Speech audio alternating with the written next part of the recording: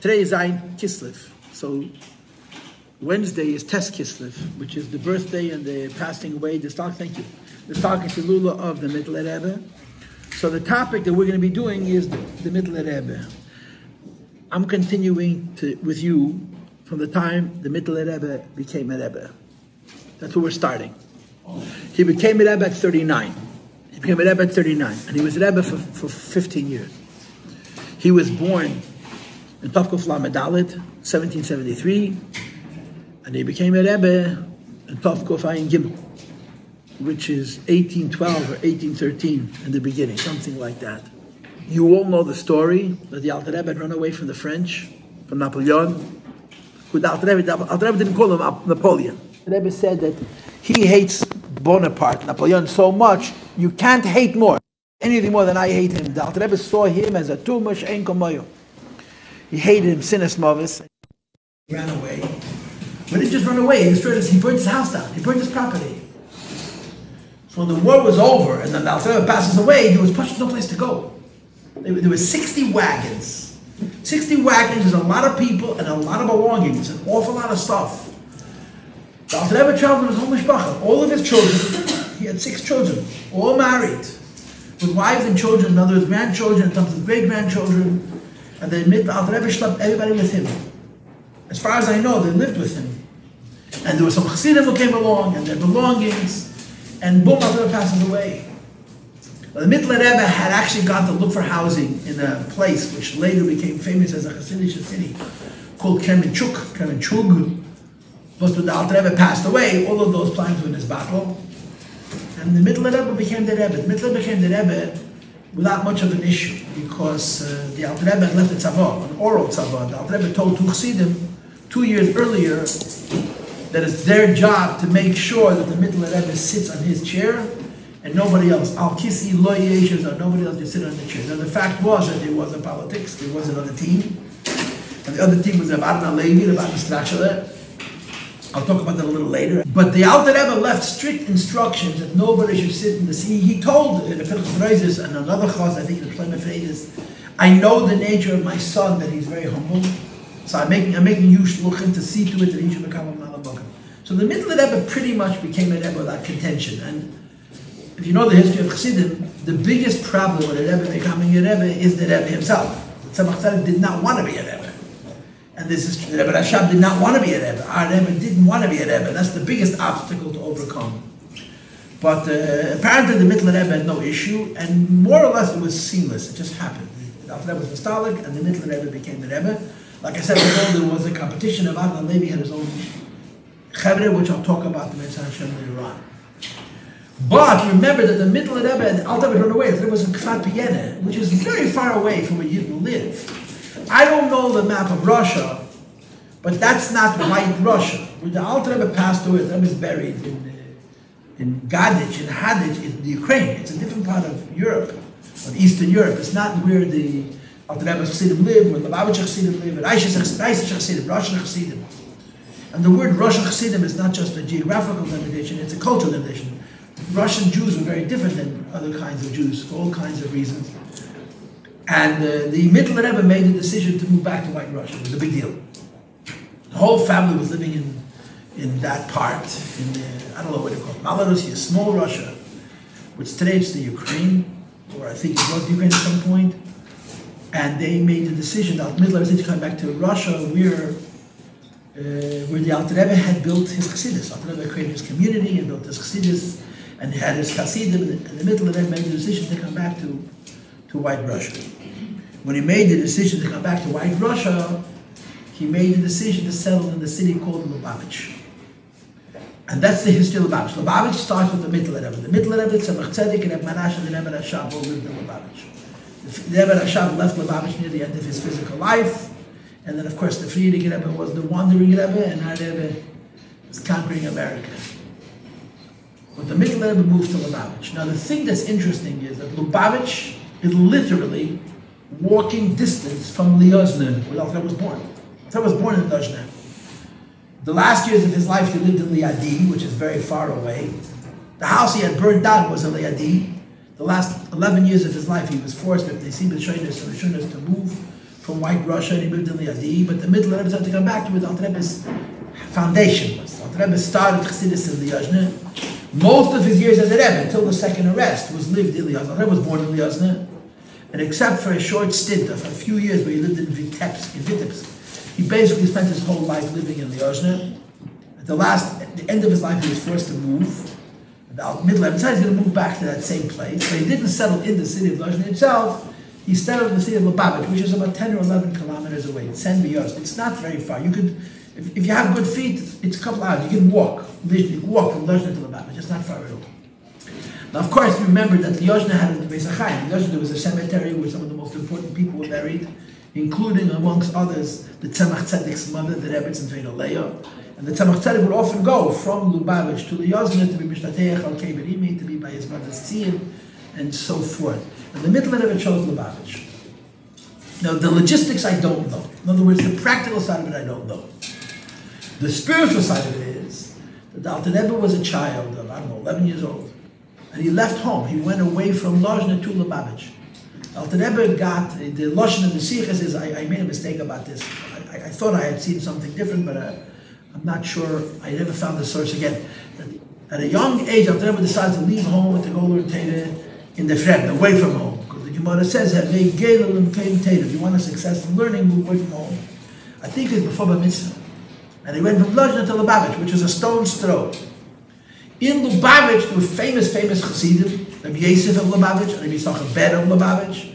Rabbi Yossi was the father-in-law, Rabbi Chabad was the son-in-law. I have a suspicion that there's more than one Rabbi Yossi, more than one Chabad. I have a friend who's very, very involved in the Kvarim in Lubavitch, and he found the cave of this Rabbi Chabad, which is unbelievable. Or Rabbi Yossi even.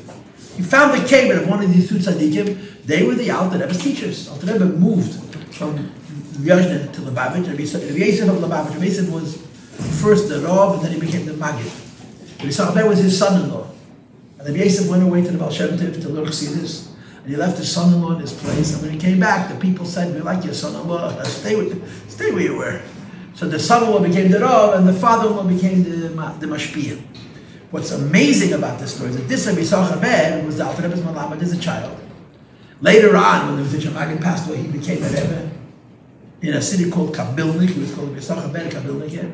And at a later point, he made the decision, why be a Rebbe, better be a Chassid. He closed up his business, and he became a Chassid of his former Talmud. He became a Chassid of the Alter Rebbe, which is an amazing thing.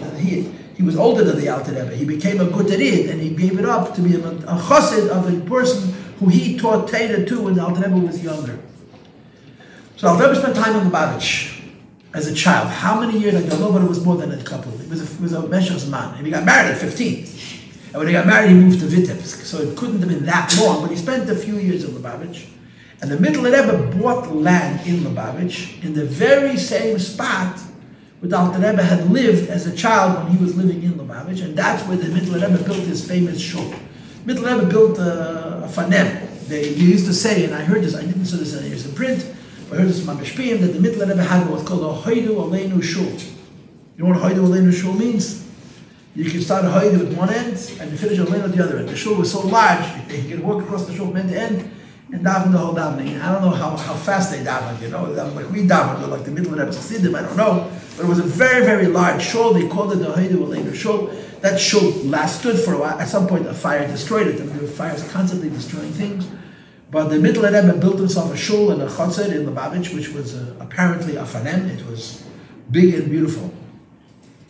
And the Mitteler Rebbe relocated Chassidus to what you would call White Russia. He moved back to the roots of Chassidus.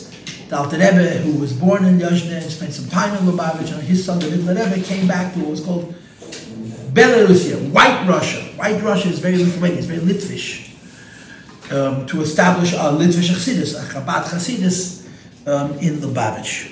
Of course, the story was that the Alter Rebbe was supporting all of these people.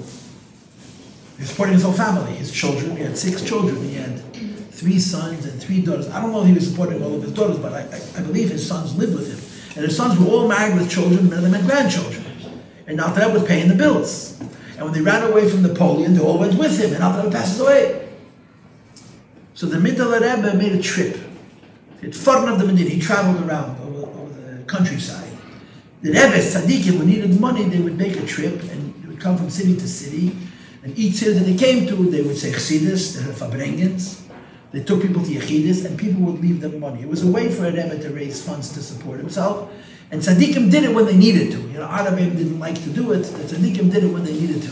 There's a story of one of the Rabbeim who had to make a chasaneh.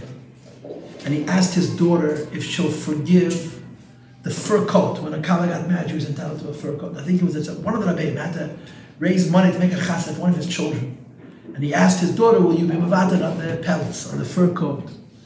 And she said, okay. So the Alter Rebbe said, I forgot which one of the Rebbe was, if I don't need to buy the fur coat, I don't have to make a trip. I can stay here and pay for the wedding. And he was makatevit to his daughter.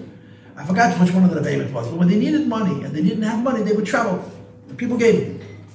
The Mitteler Rebbe needed money, not just for himself. He needed money for the whole mishpacha. He had to establish all the Alter Rebbe's children, his brothers and his sisters. Again, I don't know the state of the sisters, whether they were together or not, I don't know.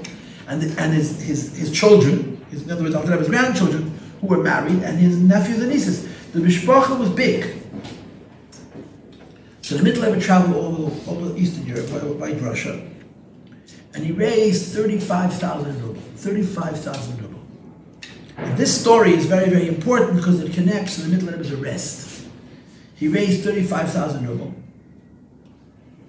And he wrote a letter. There's actually a document, a printed document. Now they found the whole file of the Mitteler Rebbe's case. You see the document, what he did with the money. He gave 500 rubles to certain families. He gave 1,000 rubles to other families. 500 rubles was an awful lot of money. It was a lot of money. And what he did was, he raised this huge amount of money, and he gave it to each one of the children or grandchildren of the Alter Rebbe, and they should be able to establish their own life. So they no longer were going to live in Lubavitch under him. He wasn't going to support them all, but he gave them seed money to start their life. I think that Tzemach Tzedek was married. He must have 4 children at that point. I think he gave him 500 rubles, a lot of money. With 500 rubles, you can make an investment, and you can live pasha from the profits, like a silent partner in a business kind of thing. But he raised 35,000 rubles. And there's a note, which is printed now in the Mitteler Rebbe's. They found the file of the Mitteler Rebbe's case. It's over 200 pages. There's better leather printed after Gimel Tammuz. And it's not even the most important file. It's a secondary file. In that file, they found many original documents and all kinds of things translated into Russian, which was then he translated into Hebrew and distributed and published. And there's a document which literally describes who he gave how much money. Which mishpachas he gave this much. You see what he did with the money. But there's another letter in which he writes, I raised 35,000 ruble and I distributed a quarter. How much is a quarter of 35,000 ruble? About 9,000 ruble.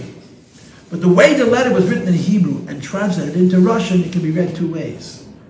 It can be raised, it said, I raised 35,000 ruble, distributed a quarter. And I raised money and I distributed a quarter, which is 35,000 ruble. It can be read both ways. If the second version is correct, then he didn't raise 35,000 ruble and distribute a quarter, which would be 9,000. But that he raised money and he distributed a quarter, which was 35,000 ruble, that means that the Mitteler Rebbe raised 140,000, which would have been obscene. It would have meant that every Jew in White Russia was bankrupt and the Mitteler Rebbe had money. When they arrested the Mitteler Rebbe, they used this note. This letter was the proof that the Mitteler Rebbe is a Ganav, and that he extorts money from Chassidim and he spends money irresponsibly. He doesn't care about the fact that Chassidim are poor. As long as he lives like a king, you're supposed to say now the mandatory blah, blah, blah, blah, blah. It was a mistake. It was a lie. The letter reads that I raised 35,000 ruble, distributed a quarter, and they translated it to mean that he raised money and distributed a quarter, which is 35,000 ruble, which meant that he raised 140,000. And the Mitteler Rebbe paid. The Mitteler Rebbe's arrest was very unpleasant. It was it was dirty. It was unpleasant. It was based on Messiah. The question was from Masid.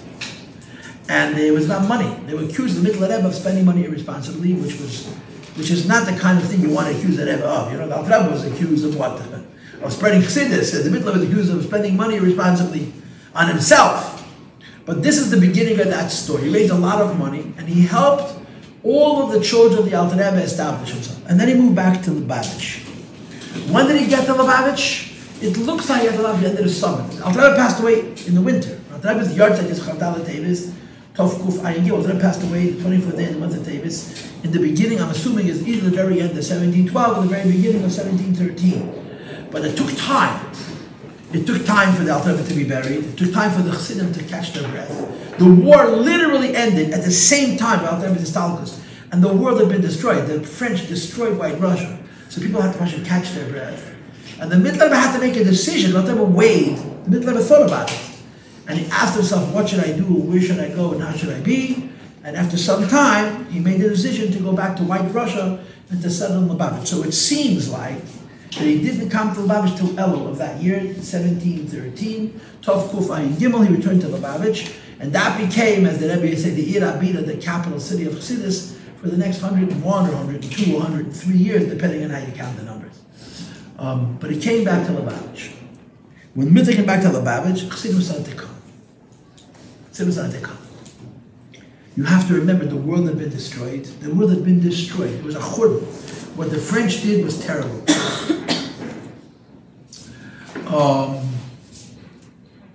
And people were destroyed. The wealth of Eastern Europe, of White Russian Jews, of Lithuanian Jews, was destroyed. So the fact of the matter is, when people are hungry and cold and poor, the first thing that suffers is ruchnias, you know. I think it's a fair statement to make that the Alter Rebbe's generation and the Mitteler Rebbe's generation is a huge disadvantage. It's an unbelievable decline. Mitteler Rebbe's Chassidim were very, very great people. They were very great people. But they were not the Alter Rebbe's. Alter Rebbe's Chassidim were a different level. And the way I like to describe it, based on what I understand, Alter Rebbe's Chassidim were whole. They were complete. If you met a great chassid of the Alter Rebbe, you looked like a normal person. You met a great chassid, the Mitteler Rebbe, you looked like a total Meshuggah, because he was great in Chassidus, but it wasn't necessarily integrated.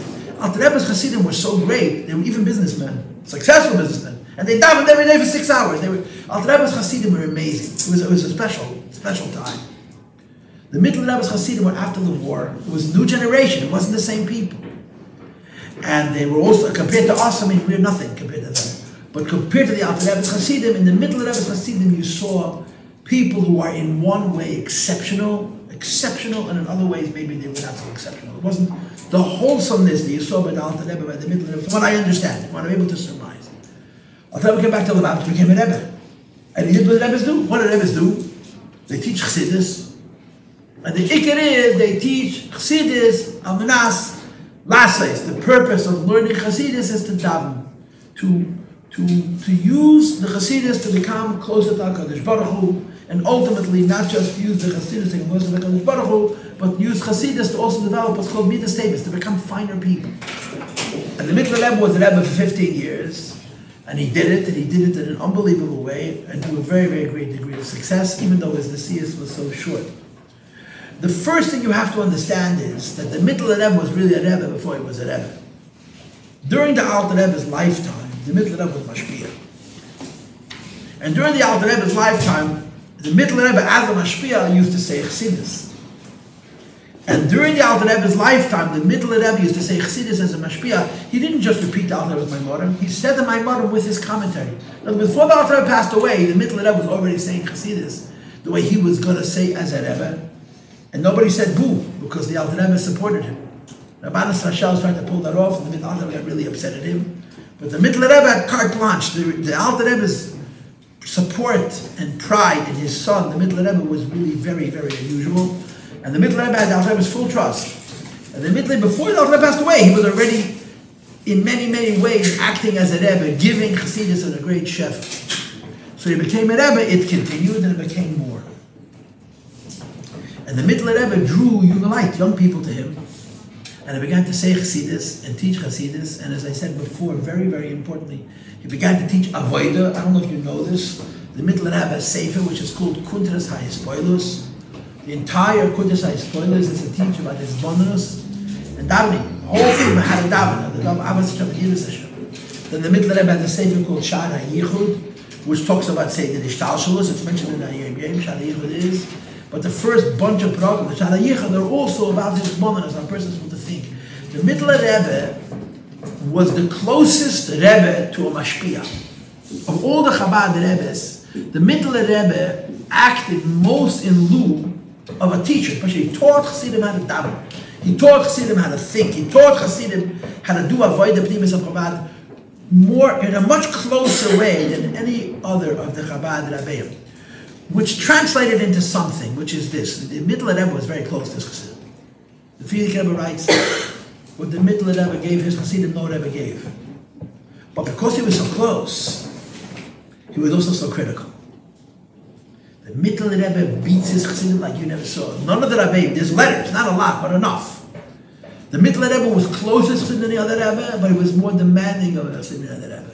And you could say probably that the Mitteler Rebbe's Chassidim delivered more than any other Chassidim. In other words, he was a Rebbe, and a Rebbe is an andere Sache im Ganzen.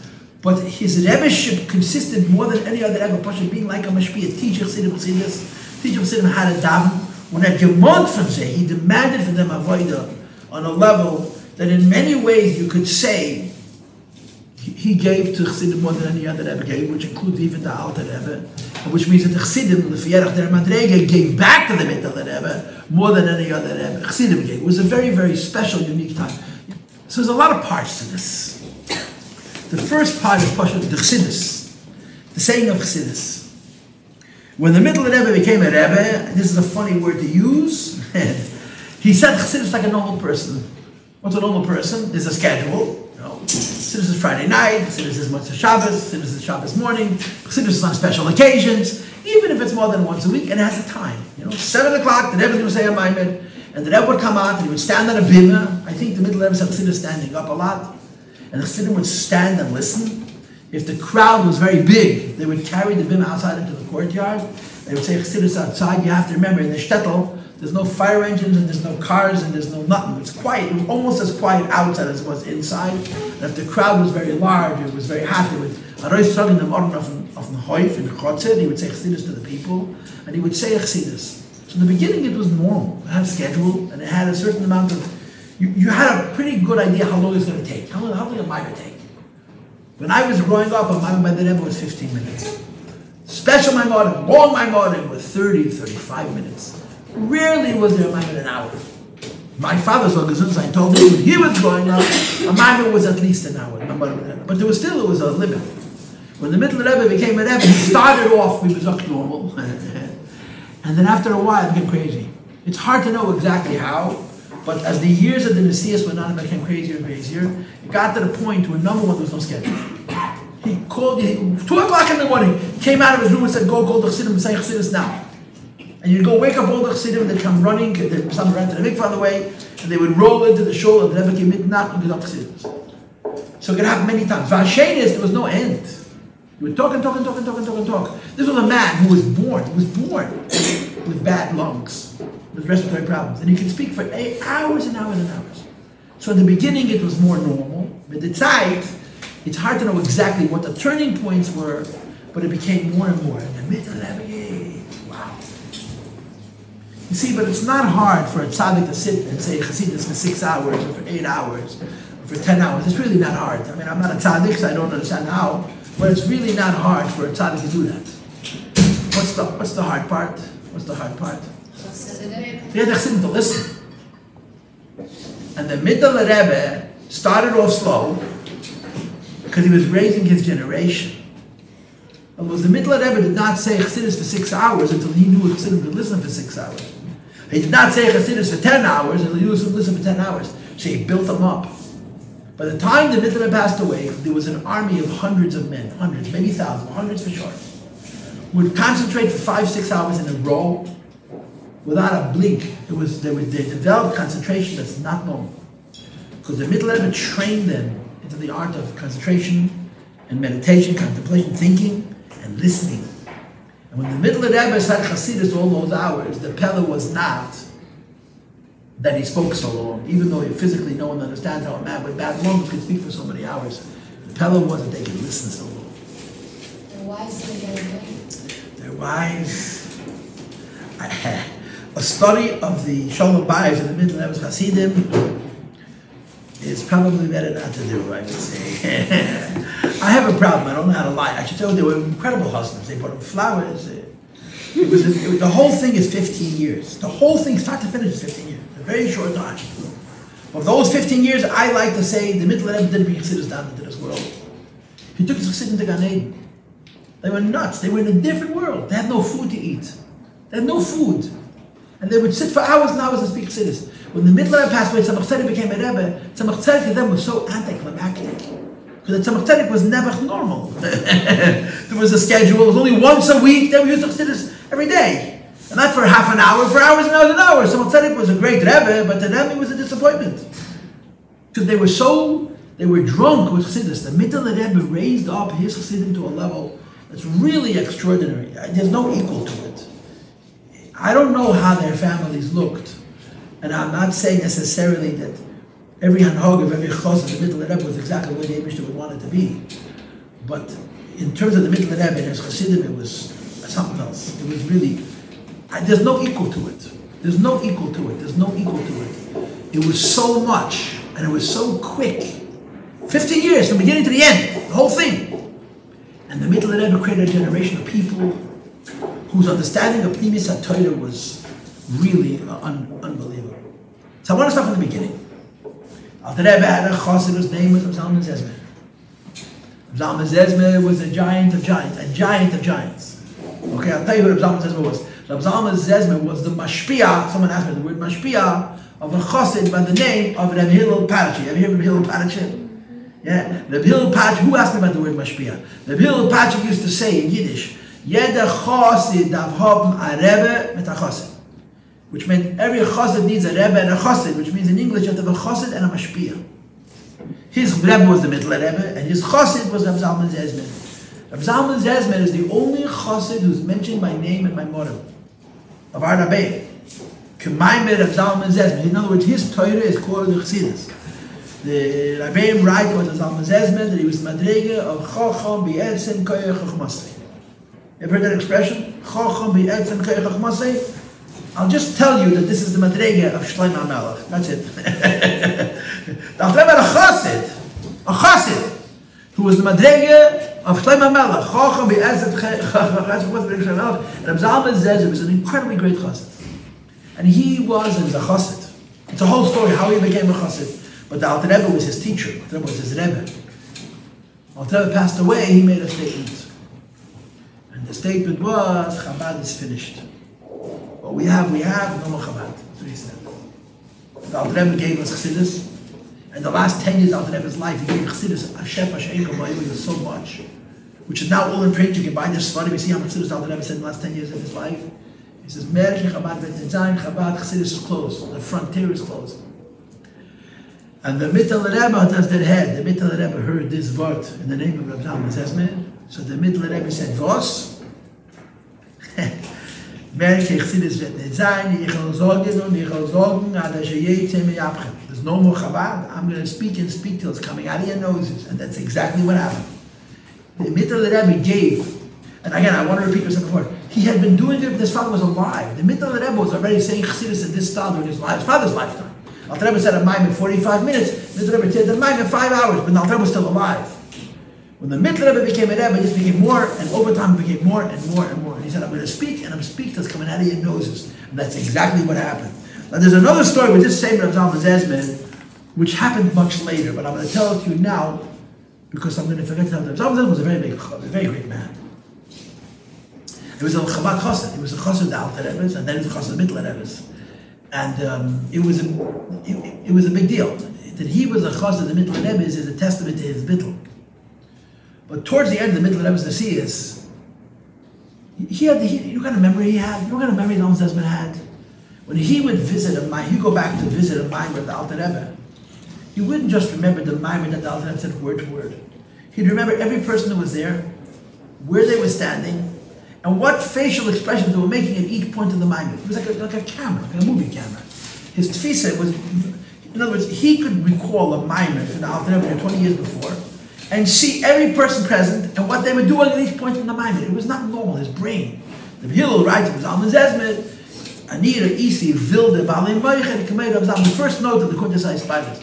I saw people with crazy brains K'meir of Zalman Zezmer. The Hillel Parache was a normal brain. You have to bar mitzvah. He was the Baki and Shas Bavli and Yerushalmi and Gesver by heart, but he was a normal brain. Zalman Zezmer's brain was extraordinary. Anyway, he was in Lubavitch, and the Mitteler Rebbe said a Maimach Chassidus, and Zalman made a comment There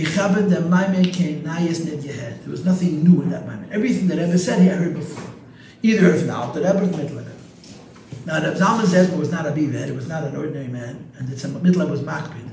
I told you before, the Mitteler Rebbe was very close to his Chassidim. But one of the symptoms of that closeness was that there was a lot of Gvura. A lot of Gvura, more than the other Rebbe. And the Mitteler Rebbe heard of Zalman Zezma's comment as et kenayis. So the Mitteler Rebbe said, "Was et kenayis did you have?" He heard no news. I'm going to send him off to Siberia.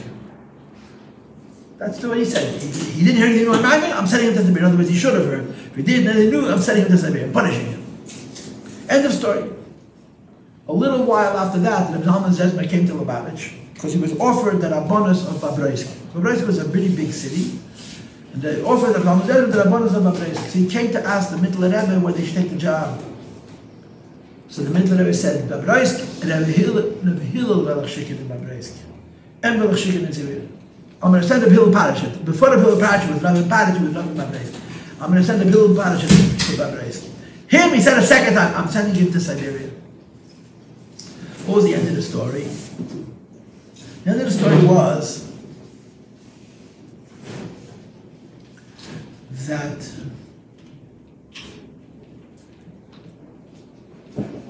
there was a judgment against him from the government. I don't know what the reason was. I forgot. I probably saw it, but I forgot. He was accused of some kind of a crime, and he was being put on trial, and the talk was that if he is found guilty, they can send him to Siberia. I don't know what the crime was. He probably didn't commit the crime. He didn't have to commit the crime. He lived in Russia, and he was a Jew. But he was accused of a crime, and he was stood chas v'shalom to go to Siberia. So there was a whole case. During the case, he died. He passed away, and they buried him. And the Mitteler Rebbe heard about it. The Mitteler Rebbe heard that the Zalman was tried, and that during the trial, before they could sentence him and send him to Siberia, he passed away. So the Mitteler Rebbe commented, and it said, he weaseled out of it. And in the middle of I'm sending him to Siberia, he meant sending him to Siberia. So you see two sides here. You see how much chassidus the Mitteler Rebbe gave, but you also see the kped. The Mitteler Rebbe's judgment. The Mitteler Rebbe was very critical, very strict. He was unbelievably close to his chassidim. He was mamish almost like a mashpia. He Pasha taught them each one how to daven, how to learn. But he demanded from them excellence. And the Zalman Zezma was from the Chassidus. The Alter Rebbe was his father's Chassidus. He was a carryover, as they say. And the Mitteler Rebbe was Makpid. So of course the stories are that when the Mitteler Rebbe became a Rebbe, he started to say Chassidus so much more than the Alter Rebbe that they were swimming in it. And if you couldn't keep up, you were lost. If you could keep up, it was Gan Eden, you know. And at some point, after being a Rebbe for 7 years, somebody made a comment. Someone told the Mitteler Rebbe that the Mitteler Rebbe is really teaching Chabad. The Alter Rebbe's Chassidus was great, but the Mitteler Rebbe is really teaching Chabad. And the Mitteler Rebbe said, no. Everything I taught until now, the first 7 years, the whole Nasius is 15 years. Everything I taught until now is Vasaru Chassidus, it's talking around Chassidus. Now I'm starting to teach Chassidus. He made a statement to the effect that the Chassidus he taught in his earliest years was like telling stories. He was going to really get into it at this point. And like I told you before, it got to a point which was so crazy that Tzemach Tzedek, I'll get to Tzemach Tzedek later, Tzemach Tzedek lived in Lubavitch. And in the beginning, when the Mitteler said a Maimon, he would send the shliach to his son-in-law to come to the Maimon. But when it became so crazy, there was no day, there was no night, there was no schedule, he pushed stopped coming. Tzemach Tzedek said, I can't, I need a schedule. I can't do this. I need a day and a night. I can't do it. Anytime he wants, says the Maimon Chassidus, I got to run and stop what I'm doing. And he pushed stopped. Because he became unashir. The Frierdiker Rebbe describes 1 year, Simchas Torah, the Mitteler Rebbe Chassidus the entire 24 hours, Simchas Torah. They did Hakafas the next day, there was no time. There was no, he said a Maimer, hours, went to his room, 15 minutes later he's back, Nocham al Maimer. Mamish, it became, wow. There's even a story from the Maril. The Maril was the Tzemach Tzedek's son. The Maril was the Mitteler Rebbe's Chassid. Mother was Mitteler Rebbe's Chassid. And he was once sitting with his younger brother, the Rebbe Marash. The Maril was a chassid of the Mitteler Rebbe. The Rebbe Marash was his brother, was born after the Mitteler Rebbe passed away, which gives you an idea how many years were between them. And the Maril made a comment, Baruch Hashem, thank God I served my grandfather, the Mitteler Rebbe, for so many years. Because there used to be a concept called a shtender. A shtender. Now, I'm not sure what a shtender means. Does a shtender mean that the Rebbe was physically lean on a chassid? or does it mean that the Rebbe would talk to that chassid? And I think it means the second thing, but I'm not sure. So the Maril, who was a very young man during the lifetime of the Mitteler Rebbe, boasted that he was the stender, the Mitteler Rebbe used him as a stender, whether it means to lean on him or to speak chassidus. So Joseph Abreger, the Maril said, I had the schus to be Mishamish the Zayden, and his younger brother, the Rebbe Marash, was sitting there.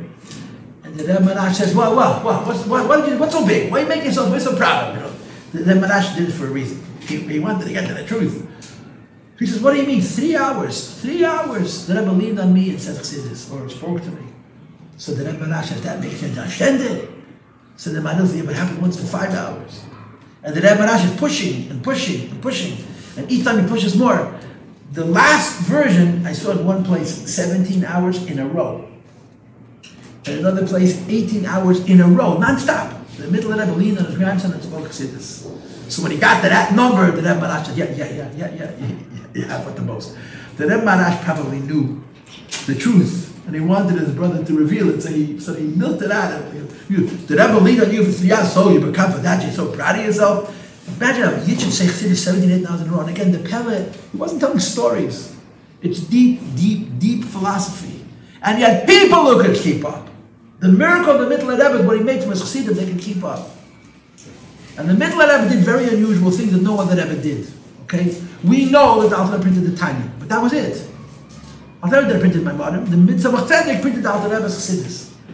Till America, you could put the entire Chabad library on a half a shelf. The Mitteler Rebbe was the exception. During his lifetime, he printed 10 Sfarim. Himself, 10 Sfarim of chassidus. And you know some of them, they're famous names. Shari Eira, Ateres Rei, Shari Amuna, Shari Yichud, Pakeach Ivrim, Peter Shamiles, Shari Tshuva Chelik Al, Shari Tshuva Chelik Beis, Shari Tshuva Chelik Gimel, which is also called Derech Chaim. There's the Pakeach Ivrim. I said most of them, I'm probably missing one or two. There's also a sefer called Imrei Bino. What was unusual about the Mitteler Rebbe was this. Number one, he made different sort of chassidim for every class of chassidim. Chassidim were different madregas, so depending on your madrega, he wrote a sefer chassidus particular to your class. The Shari Eira, the Teres Reish, it says in Hayem Yem, I'm sure you know this. Each one of the Sfar, the Mitteler was made for a different class of chassidim, except for two. The Shari Eira, which is on Chanukah and Purim, is called the Aleph Beis of chassidus. And the Shari Yichud is called the Mafteach, the index, and it goes from the whole side of the Histalkus. Shari Yichud is also from the top to the bottom. All the other Sfarim he wrote for different groups. The Moshe, the Mitteler had a chassid who was about children. Pasha about you, the guy is from, fried out, became from again. And the Mitteler Rebbe wrote for him the Sefer Pakeach Ivrim. There's a famous Sefer called Imrei Bino, which is till this day the hardest Sefer Chassidus ever written. The Mitteler Rebbe wrote it for the chassid, the famous chassid that you can see at Yabza, which is a story unto itself.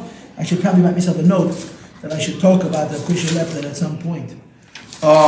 So he made Svarim of Chassidus for each one of his Chassidim. Here's the problem. His Chassidim were so poor, they couldn't afford to buy a book. They couldn't afford to buy a sefer. So the Mitteler Rebbe printed his Svarim and he didn't bind them. In other words, the Mitteler Rebbe's Svarim were printed. You ever see a printed sefer? A printed sefer is a bunch of loose leaves. It's a bunch of folders. You look at a siddur, take any book, I don't know what books here. It's a series of folders that have, I don't know, it'll be 8 sheets of paper, 6 sheets of paper, 10 folded clothes, and then they're strung together they're threaded together, a bunch of these folded groups that you sew them together, and you put glue on them. It's a book. The Mitteler Rebbe printed Svarim and sold them in pieces in Machberesin. In other words, you didn't buy the whole sefer, you bought one piece. So you had a city with 50 Chassidim with Mitteler Rebbe. One, when a new sefer came out, one bought the first pamphlet, second bought the second one, and they would trade, they would share, because they couldn't afford to buy a sefer. Mitteler Chassidim was so poor they couldn't afford to buy a sefer. He published the Svarim during his lifetime, which is very, very unusual. And by the way, he also made the beauty of sefer in Alter Rebbe. He also made the Alter Rebbe Siddur. Mitteler Rebbe published these things during his physical lifetime. He's the only Rebbe before America, to print his Chassidus B'Shefa. But he didn't bind the Svarim because if he had sold whole Svarim, the Chassidim couldn't buy it. So you printed a sefer and he put Machberesin. And you know what else he did? He put on each Machberes a price. The book costed a ruble, yeah. So a Machberes costed 10 kopkes. So each individual folder had on the top the cost. You paid for it. The Rivkah also wanted you write the amount on a kodsh, because when you put a dollar amount on something, it gives it a value. The Mitteler Rebbe did this because he was obsessive, absolutely obsessive, with the idea that his Hasidim should live entirely in the world of Hasidus. That's all they know. I have to let you go. Just one final thought, and I'll stop with this, is that the Mitteler Rebbe used